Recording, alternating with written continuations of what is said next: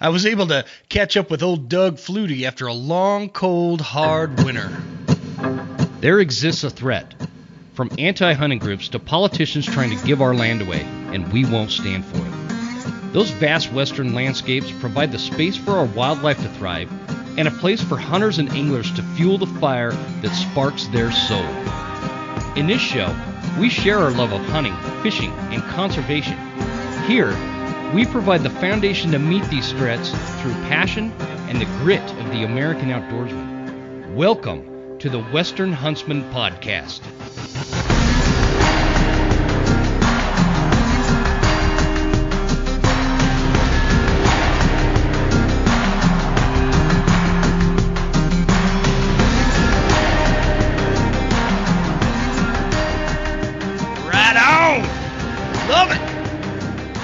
What's happening, everybody? This is Jim Huntsman, the host of the Western Huntsman Podcast, coming at you from the Broken Tines studio right here in Hayden, Idaho. How you guys doing? Thanks for tuning in. Thanks for joining me on this episode.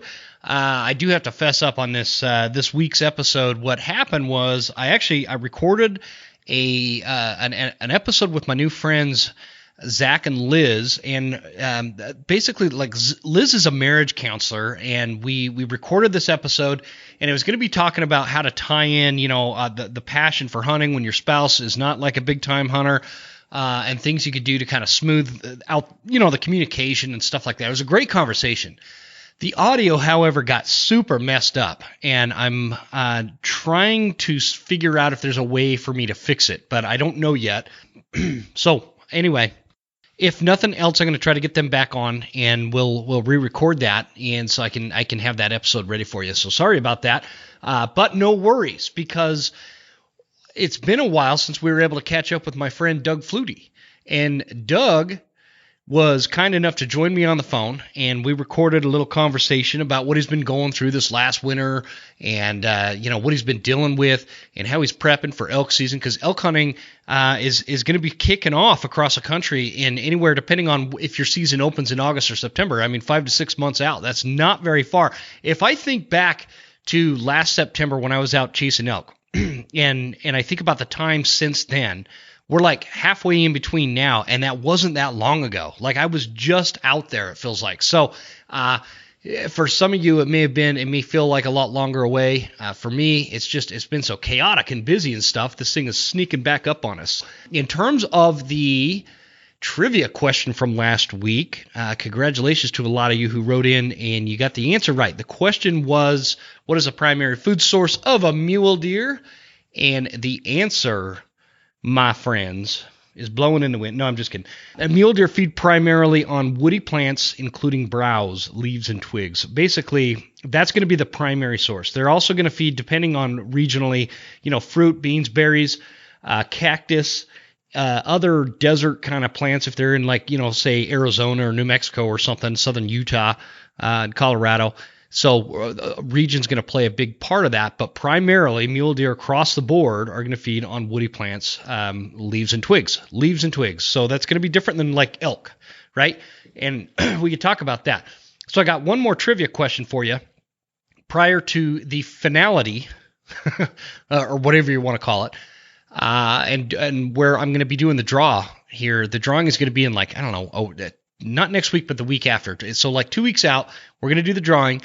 And Phelps is going to be sending out a Renegade bugle tube, 2 or 3 different diaphragm reeds, and maybe an external cow call reed. I'm not totally sure yet, but it's going to be a good call package, which is perfect timing. So if you're a newbie to calling elk, this is like a really good time to get these calls and start practicing, because you need the time. Start thinking ahead, start planning. If you're planning on calling elk in September or even into October, now is the time to start really hammering home, especially if you've never done it before, and dialing your calling in, because you've got plenty of time now if you work hard enough to get calling down very effectively and efficiently. So, and that's what you want to do, and that's where we're at. So I guess in celebration of Phelps being willing to send out those calls to whoever I draw, this is going to be the last trivia question prior to the drawing. So let me click back over here. And in again, in recognition of Phelps wanting to do this giveaway with us, I appreciate that. What we're going to do is this week's trivia question is going to be in regards to Phelps. And the question is, how many amp diaphragms does Phelps offer at phelpsgamecalls.com? How many amp elk diaphragms does Phelps offer in their lineup? How many of them are there in their lineup? This is going to be for a couple reasons. Obviously, it'll get a lot of people to the Phelps website, and you guys can count those out and let me know what your answer is. This one is only going to be right answers will be entered. If you send me some random number, it's not going to count towards the drawing. So jump on phelpsgamecalls.com and figure out how many elk amp diaphragms are in the Phelps lineup. And if you choose to grab some, don't forget we got a promo code, Huntsman10, that's going to save you 10% off if you get some of those. So pretty cool. Speaking of the promo codes, I received my second package of Batum 907 stuff. If you guys are planning on baiting bears this year and you're in a place where that's legal and you got the permit and all that, I got to throw out, those disclosures either way. Make sure you jump on batum907.com and use the promo code there, because I just got the second round of that stuff and it is potent. Man, my whole shop smells like a candy factory or something. But the promo code is Huntsman10 if you want to jump on and get some of those attractants for bear season's just around the corner. So I am just super excited about bear season this year. Got a lot of big plans in the makes, and it's going to be a good time. All right. This week, like I told you, I got Doug Fluty on. He's kind of a blowhard. He's kind of a, know-it-all. He's got a lot to say. He doesn't mince words. He doesn't beat around the bush. He just gets right to it and tells us how it is. And, he's just kind of a backwoods, doesn't know what the hell he's talking about kind of dude. But, you might learn something from him. So really pay attention in this episode. And hopefully he doesn't listen. I don't want him to hear that I'm, talking smack about him. But, he's just kind of a, he's kind of a dipshit. But anyway, no, I didn't. I'll edit that part out. I didn't mean to say that out loud.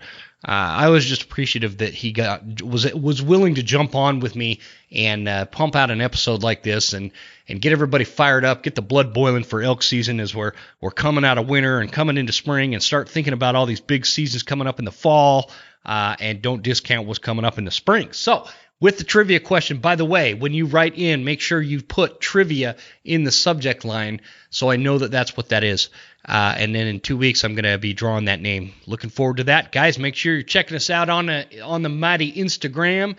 Follow us on Facebook, and hit us up on the Facebook group Hunting the West, the Western Huntsman.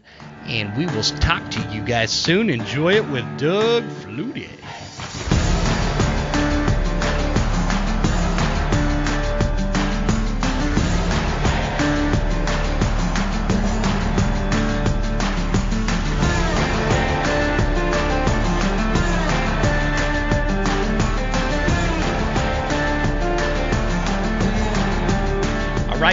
Back by popular demand from the southern Idaho area is Doug Fluty. Doug, how you doing, brother? I'm pretty damn good. Hey, don't be telling folks where I live. I can't stand all the paparazzi standing around outside my house, taking pictures. It's hard enough for me to walk around in my tidy whities without the neighbor ladies taking a look. But, paparazzis, that's another level. They sell them photos all over the interwebs. That's true. I apologize. I didn't mean to do that. He's not in southern Idaho. Did I misspeak? What are we going to do here? Because you just went through a rough winter, I know, and you got the paparazzi. I saw a video of you walking down Main Street in, some town, probably Weippe, and look like listen. I will be 100% transparent right here. There are no paved roads in Weippe or sidewalks, so that wasn't Weippe. It may or may not have been in Idaho's capital. I'm not really willing to divulge where exactly, but you get my drift. I'm getting your drift. I'm smelling what you're stepping in, brother. No, we're good. So how you doing, Doug? It's been a while since we talked. Yeah, I'm pretty good. Winter, it's been tough. It's tough on the old Flutie family. And, if it wasn't for the grace of God, blessing us with these beautiful things called elk, and then the the beloved Idaho Department of Fish and Game offering those salvage tags for roadkill. The Flutie freezer might have went empty this year, but we're alive and fat and sassy, and I haven't been in the garbage bins down by the Capitol building for quite a while. Okay, so did you not get an elk last September? Well, I don't. I don't really like to admit this. Because okay, I guess I'll just be honest. All right. I didn't get an elk last year. In fact, for the last 17 damn years, I haven't killed an elk. At least by my hand, I haven't. There was that one that there was the one my brother Dick, he killed it in the 72 Bronco, doing about 105 miles an hour down the Clearwater River. Hit that thing, T-boned it dead. And I'll talk about T-bones. We had elk T-bones for quite a while after that. But anyway, that's neither here nor there. Let's winter's been a little rough, but we're doing okay. You made it through. I'm pretty surprised you didn't get an elk last year with all the discussions we had over the summer and all the prep. You put a lot of prep work into it. I know, and a lot of people took that advice to heart, and they implemented it in their own hunting season. And so I'm just a little disappointed that you didn't notch a tag on a big bull elk screaming from the window of your truck. Well, listen, Chachi. I've got is a Ham's beer taste and a champagne trigger finger. You know what I'm saying? I mean, I love to eat a spike or a good cow elk, but damn it, at this part in my life, I just don't need to shoot them little immature animals. I'm looking for a real trophy. The old lady, she says, "Hey, Doug, bring me home some of them there horns. That way we can have somewhere else to hang our laundry on and dry it during the wintertime." Electric bills are pretty high around here, and the cost of living gets pretty high. So, if we can just, the little things, saving money by hanging your laundry on a set of elk horns, well, that's the way to do it. But unfortunately, I just haven't brought any home. Okay. Well, let's move on from that. I'm sure you're going to recover this year. We're going to talk a little bit about because the reason why I got you on, Doug, is because at this moment we're, give or take 5-6 months out from elk season. And I want people to start thinking about getting ready for elk season, getting geared up, prepped, practice their calling, practice their, whatever needs to take place so that they're successful this year. Cause I think you inspire a lot of people. And so, and you had mentioned your brother Dick. Sounds like he was incarcerated there for a while. And, yes, sir. Yes, sir. And now he's out, and you guys are reunited. How's that going for you? Man, I'll tell you what, it was like Christmas times 10. Watching my brother Dick walk outside them big black gates there at the Idaho State Penitentiary. They had to let him go. He had completely filled his sentence for food stamp fraud and whatnot. But the governor said with all this COVID-19, they said, hey, we got to let some of these low risk inmates out. We don't want them to get the COVID-19 and die right here. So they let Brother Dick out. And it's been good. I was so damn happy to see that red-headed fool walk outside the gates. Man, it was good. It's interesting. You guys don't look a lot alike for being brothers, but I'm glad you're reunited. And you guys, I noticed he even got an Instagram. Oh yeah, Dick. He does have an Instagram. He's trying to get back into the modern world with he did the crime and now he's done the time. He's he's ready to just kind of become one with society again. Well, good. Is he going to go hunting with you? I sure hope so. He's got all these domestic responsibilities. Turns out, he's got about 5 kids now. When he went into the pen, he only had no kids, but now he's got about 5. I don't know how that works, whether it was through conjugal visits or maybe they had a lot of Schwann's ice cream get delivered to the house. You know what I'm saying? But I don't know. He's got a lot of obligations around the house these days, and I'm hoping. I just pray that my brother Doug sorry, my tongue's a little loose this morning. I might have had a little bit of little hands. Well, it's cold, and I did get a bottle of Jack Daniels for Christmas. So man, yeah, okay, yeah, it's pretty good. But yeah, good. Doug and Dick, we don't look a lot alike. he's a ginger, and I've got hair black as a raven's wing. And you know, Grandpappy Flutie always said there might have been a ginger in the woodpile, if you know what I mean. Did you guys even have Schwann's trucks coming out to Weep, Idaho? Well, they did. You know, they had all these pre-made foods and all this stuff, and plumb full of carbohydrates and salt and all these preservatives. You know, that ain't the way I eat anymore. I'll tell you what. I've been trying to get in shape. Have you? Yeah. What does Doug Fluty do to get in shape? I'm super Well, curious. you know, there is no off season at the Flutie farm. And what I've been doing is you might have heard of this thing called elk shape. Mm-hmm. Yeah, I've been doing the elk shape all winter long with Dan Staten, and turns out round is still a shape, even though Dan doesn't believe it. Yeah, round is a shape. Yeah. I mean, Dan doesn't have the stats that Doug Fluty does. I mean, so let's just be honest. And how is the program working out for you though? Yeah, it's working real good, except, you know, they kind of take exception to some of my rules. I'm a little unorthodox when it comes to being in the gym. You know, I like to have my water jug filled up with ice cold beer. You know, literally, I put ice and beer in my jug. You know, I like to eat some power foods. Doesn't that water down your beer? No. Huh. What do you need, a nipple on the bottle, you sissy? I mean, you just drank it. You drank it while it's cold. You don't let it like ice down and get diluted. So speed is the key with ice in your beer. I see. That's right. Okay, That's right. I'm going to want to come back to this, talking about getting ready and going to elk shape and stuff. But before we do that, because everybody's excited to hear, you know, how you're prepping for elk season and how serious you're taking it and all that kind of stuff. And we're gonna circle back to that and even talking about some nutritional stuff and, you know, along those lines. But there's a couple things that's happened since we talked last, and I kind of just want to address them for the audience sake.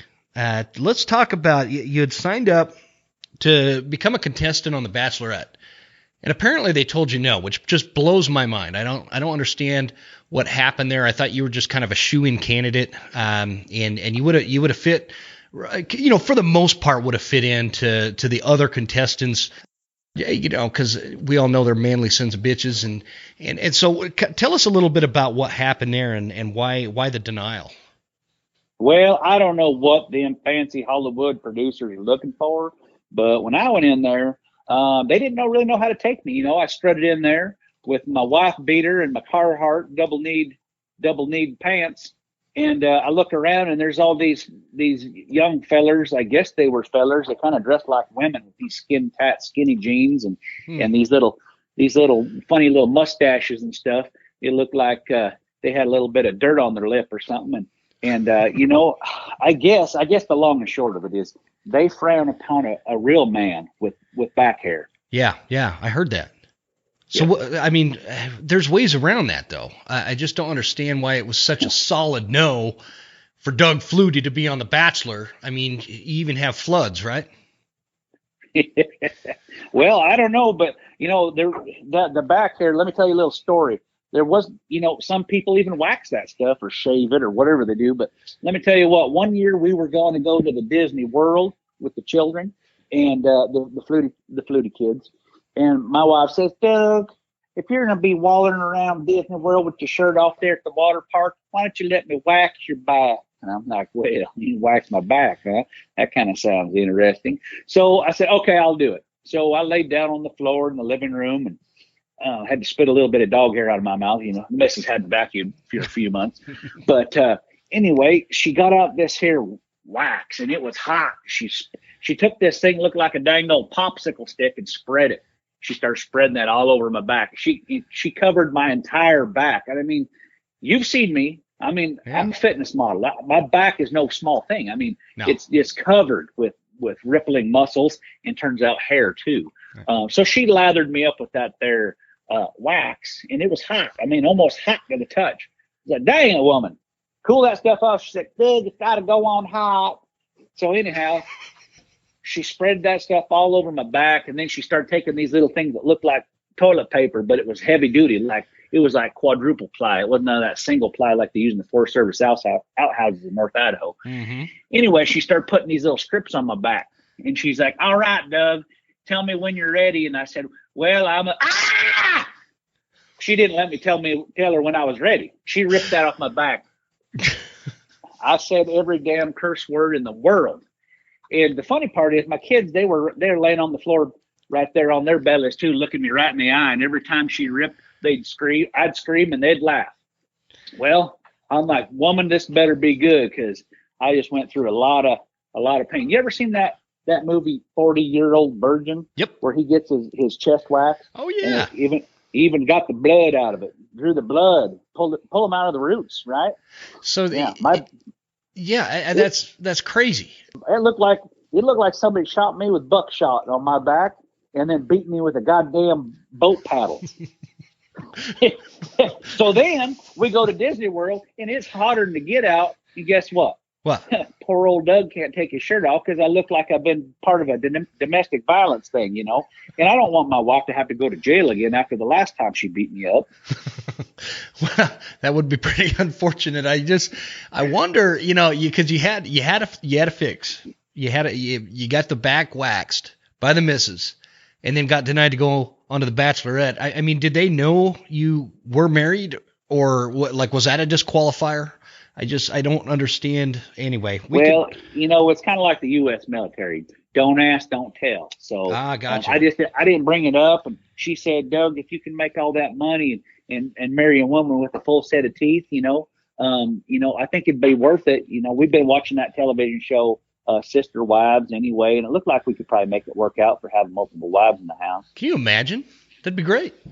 That'd be great. I mean, Hey, I want breakfast. And before I'd be living like a king. One wife would bring me breakfast, another would bring me my slippers. I mean, if I wanted red beers for breakfast and whiskey at night, I mean, I could have whatever I want. I mean, my God. Yeah, that's how the world should be. It's how the world should be. So, okay. Well, okay. I know that's kind of that's a tough subject, but there's one more tough subject that I think we need to get to. And again, I'm sorry you didn't get on the Bachelorette. I was really rooting for you on that one. And felt like you would have gone a long way there, but it's neither here nor there at this point. I watched an interview where you had this, I don't want to call him a highfalutin journalist or reporter or whatever, Dusty Roop. He came to your home. You guys had an interview. He filmed it, and I feel like he was really taking it in the wrong direction that maybe shines some negative light on you.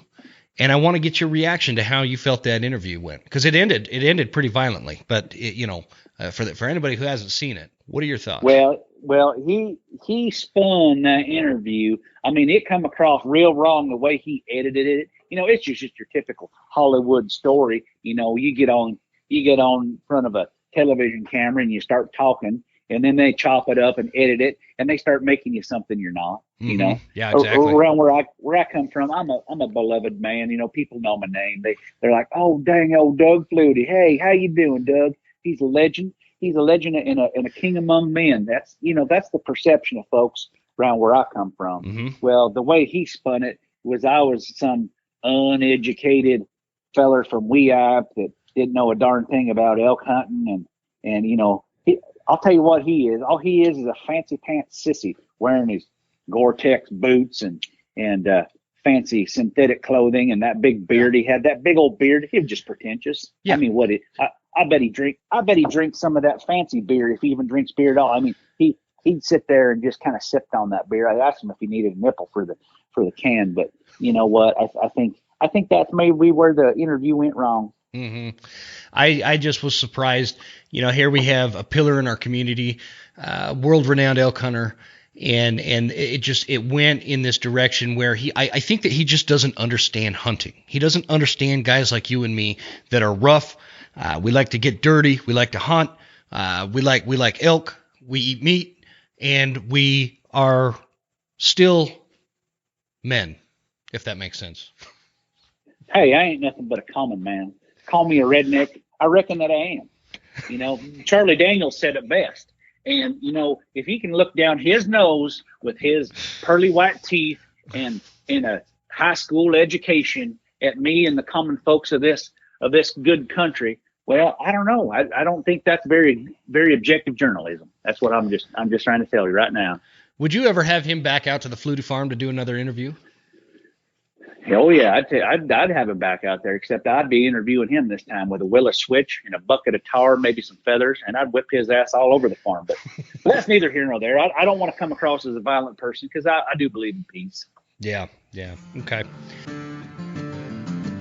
We are rolling right into the spring seasons. I'm talking spring turkey, spring bear. We got to get geared up, and I'm here to help. Let's start with Phelps Game Calls. Phelps Game Calls is one of the OG sponsors of the Western Huntsman podcast, and we appreciate them for being there for us, and I want to be there for them. It's a great company story. It's an American story, the kind we can all get behind, and they make dynamite game calls. And I don't care if you're talking predator calls, waterfowl calls, turkey calls, elk calls.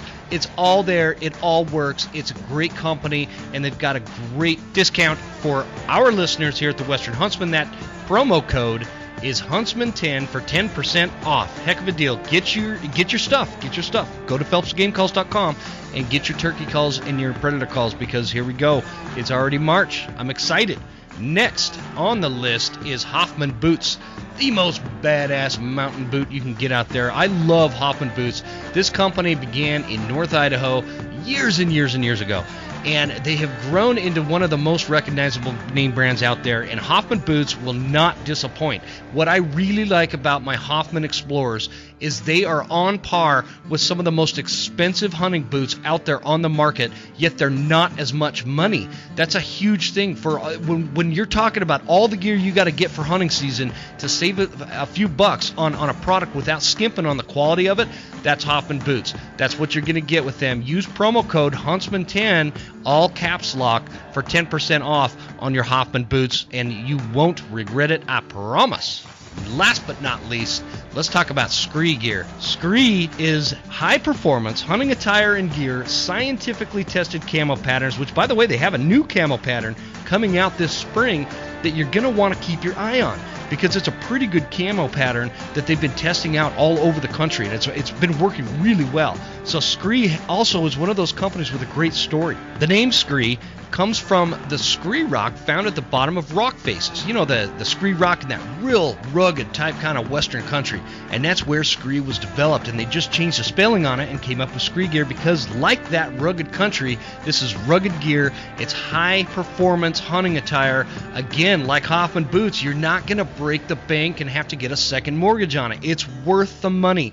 Check it out. Go to screegear.com, and don't forget to use the promo code The Western Huntsman for 15% off and free shipping. You can't beat it. And folks, I really appreciate you supporting our sponsors that support this show. It means a lot to me. Thank you so much. Let's get back at it. Well, we'll leave it at that then, and you know, there's just I know there's some sore subjects that have gone on. Like I heard, it kind of came across the news feed, if you will, about how you were banned from Walmart for causing a scene in the hunting section. I don't know if they were out of some Terminator calls or what was going on there, but the video is it tells a story, but there's no sound, and I was hoping you can maybe fill in, the details so that nobody's getting misled as to what happened to Walmart and why they won't let you back.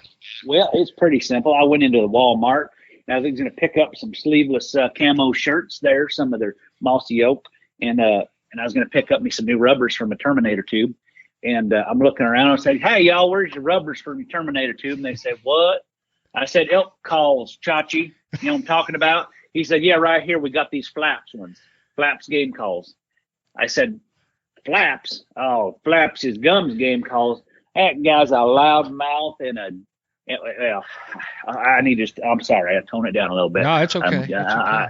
Anyhow, I got into it a little bit with that feller, and I might have pushed him up against the bass lures, and he might have got some hooks all over in him. Security might have been called. I might have got kicked out of Walmart for life, which, I mean, that's where the family's done we've done our shopping there for years.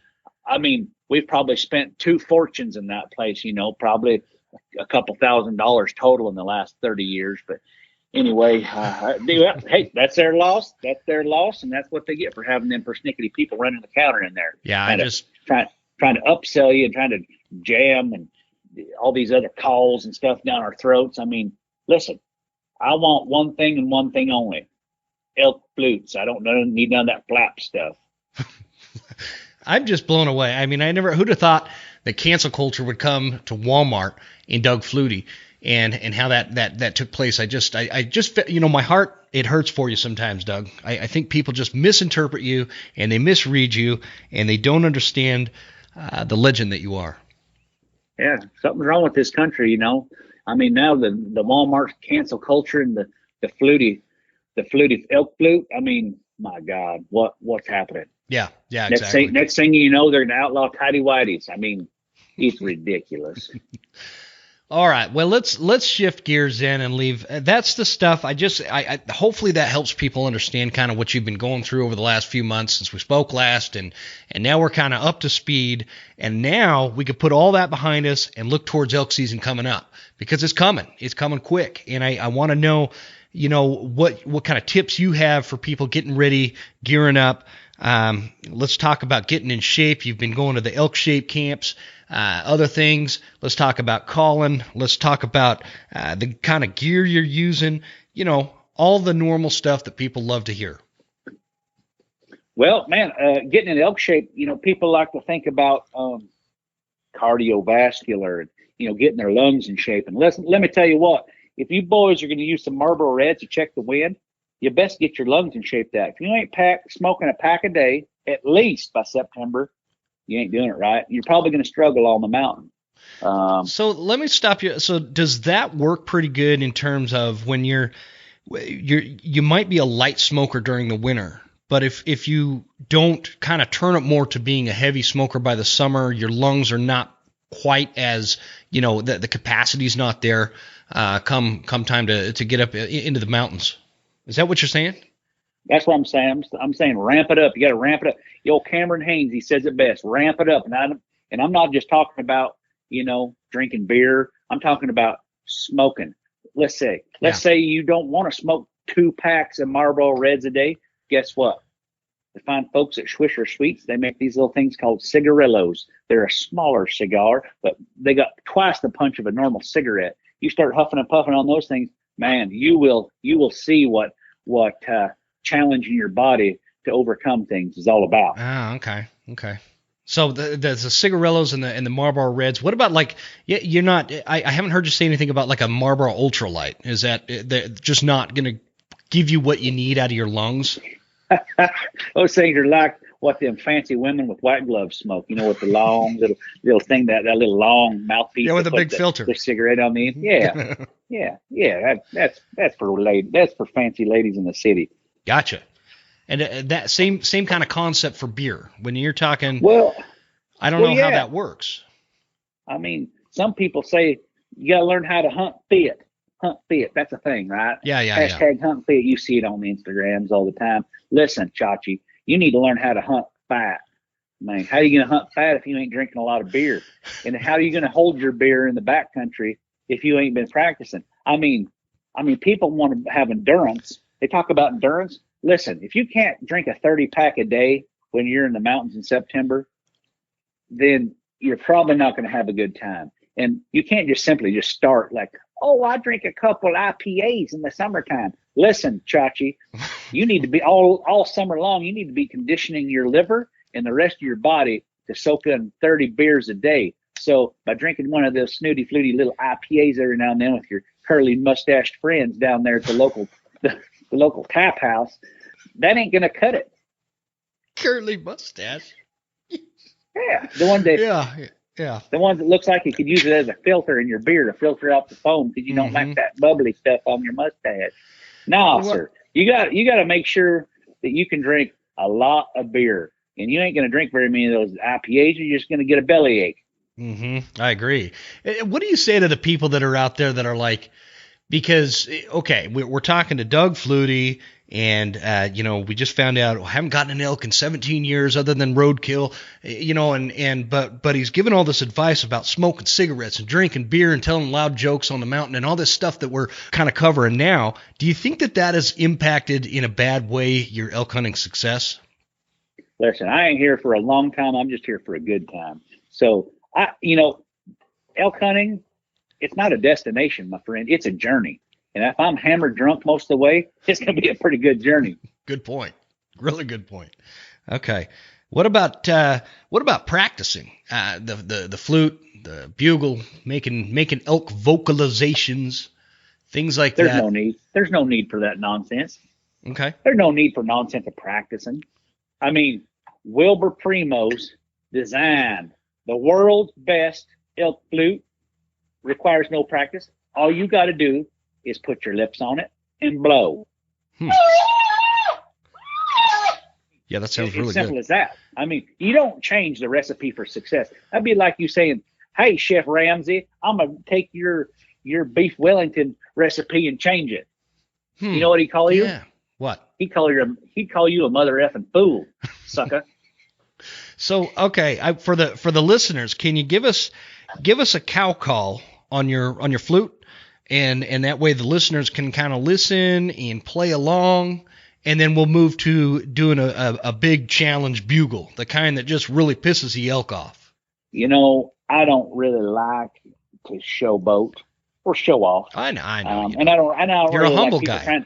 I don't like people trying to reproduce my likeness or my sounds. But for you, my friend Jim, I'll do it this one time. I appreciate Here we go. that. Here's cow call. Okay.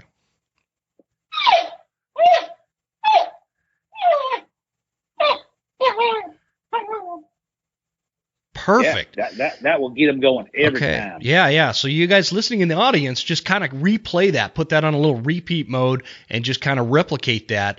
And the elk are really going to pay attention to that. Okay, can we move into more of a bugle now? The kind. Ooh, that.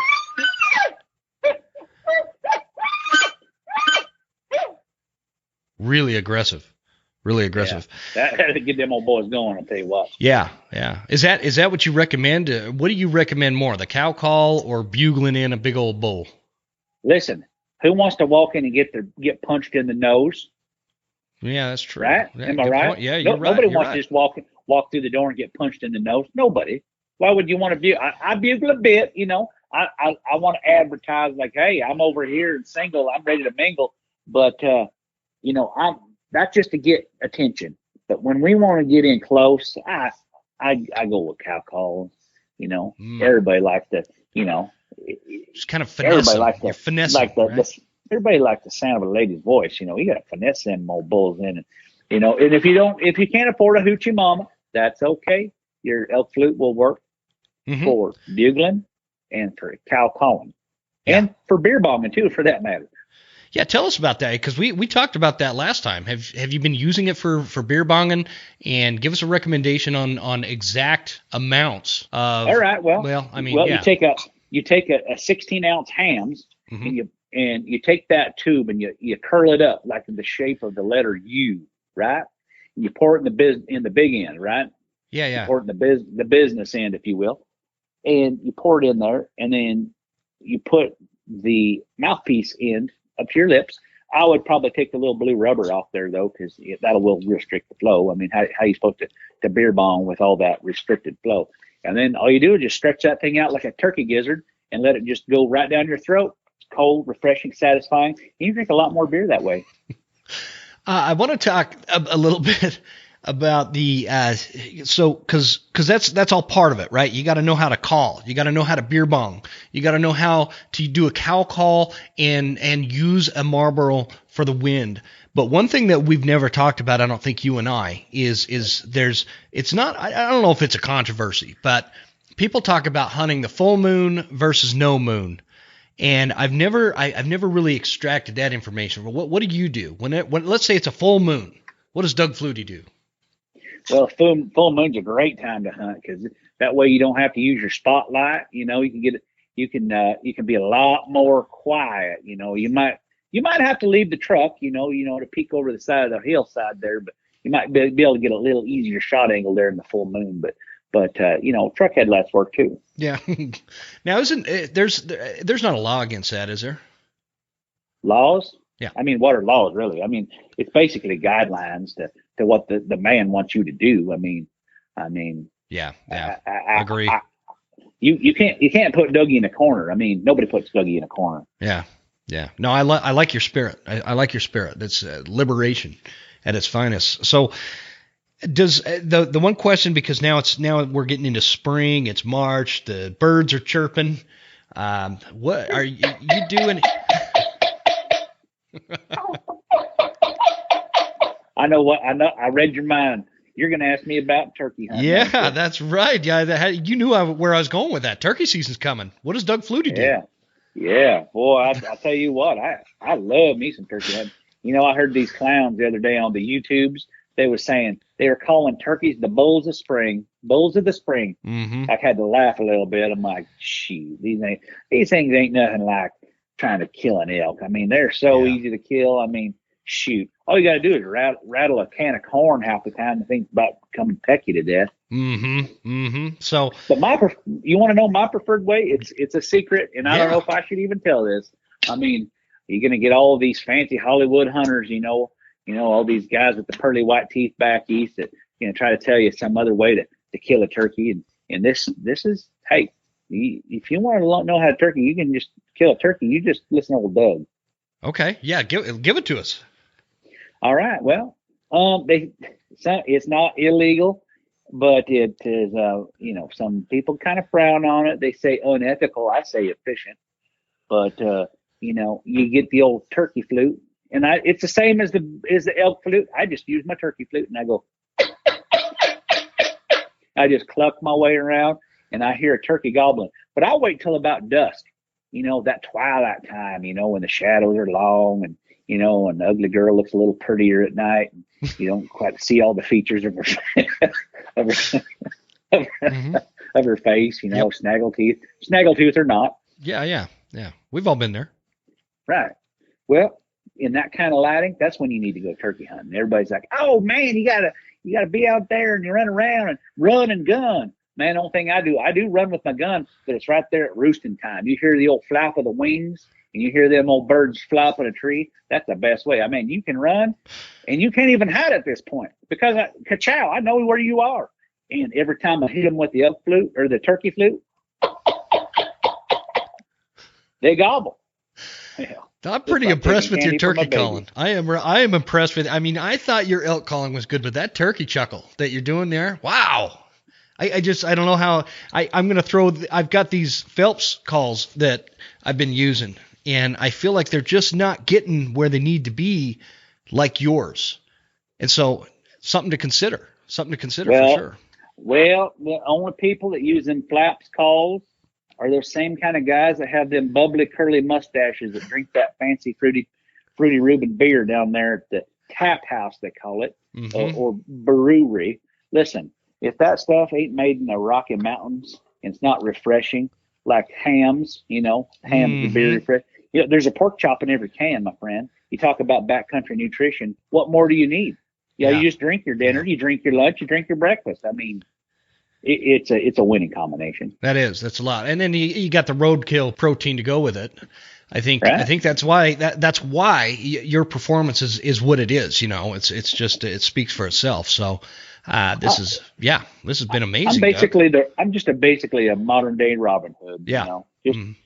Folks around they appreciate me. They don't say no unkind words about me. Yeah, they know me. Oh, there's old Doug, man. He's a good son of a bee. Yes, sir. Okay. Well, Doug, this has been a great conversation. I can't thank you enough for coming on and joining us on the show here and getting your thoughts and your ideas and your input out there. Hopefully we're going to be staying in touch. Avoid that dirty, dusty root fella. Don't let him come at you again like that. Over here, you're going to be treated the right way here at the Western Huntsman. Well, I appreciate that. That's why you're my good friend. As always, I'm always happy to come on your show and talk about the real Doug Fluty and the way the real life of Doug Fluty really is. That's right. That's right. There's no judgment. It's a no judgment zone. There's no judgment. There's no editing out parts. This is just raw, real. Everybody gets the real picture here on the Western Huntsman for the real Doug Fluty. And so there's no secrets here. And that's, I think, why we get along. I appreciate you. Before we wrap it up, that Suburban's running pretty good for you? Yeah, I just put me a new Holly carburetor on a real nice 4-barrel. Man, you open that baby up, you ought to hear her scream. Man, yeah, I'm excited. Hopefully we can get together soon, and I'd be honored to sit in it. So, yeah, well, I'll take you for the ride of your life, my friend. All right, Doug. Well, I appreciate it, and good luck on the turkey hunt. And we are going to be staying in touch, and we'll talk soon. And I appreciate you always being forthcoming and honest with me. Thanks again. You damn Skippy. We'll see you next time.